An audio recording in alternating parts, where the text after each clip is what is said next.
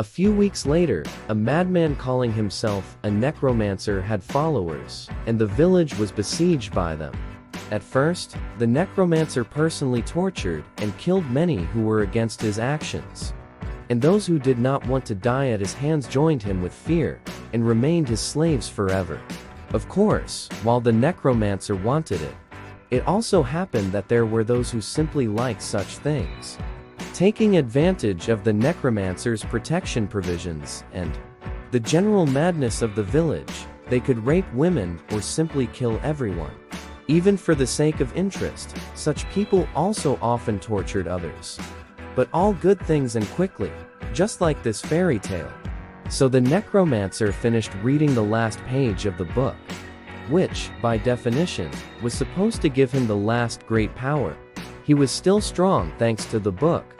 For example, at the moment he became immortal, to put it another way, he could not grow old.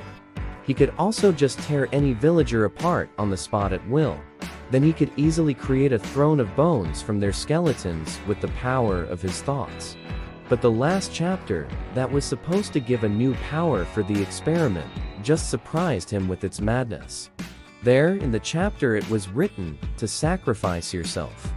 In more detail, it was said at the bottom, conducting those same experiments on victims from the very beginning to the very end. Only all this is on oneself. Loud laughter of despair swept the whole hall, and it lasted for a very long time. So a few more days passed. The necromancer still could not believe in such a thing, to bring himself to torment, as he had done with his worthless victims before. Therefore, he could not decide on such a thing. Although he was wondering what kind of power this book would give after the end of the entire experiment.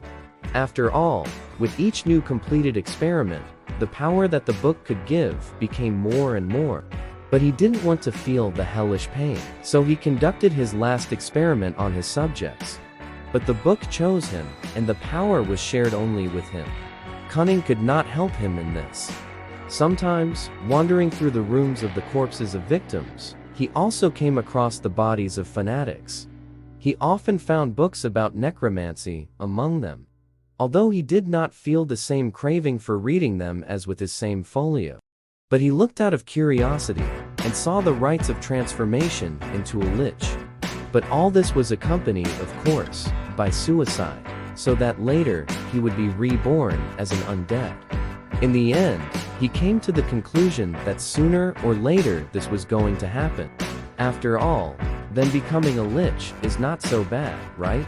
The most special feature of the final, which he learned later, was that all magic spells, for example, such as the body turned inside out, and T.D., he had to do on himself, without anyone's help, and at a certain pace. Otherwise, the whole rite was confused, and had to start all over again.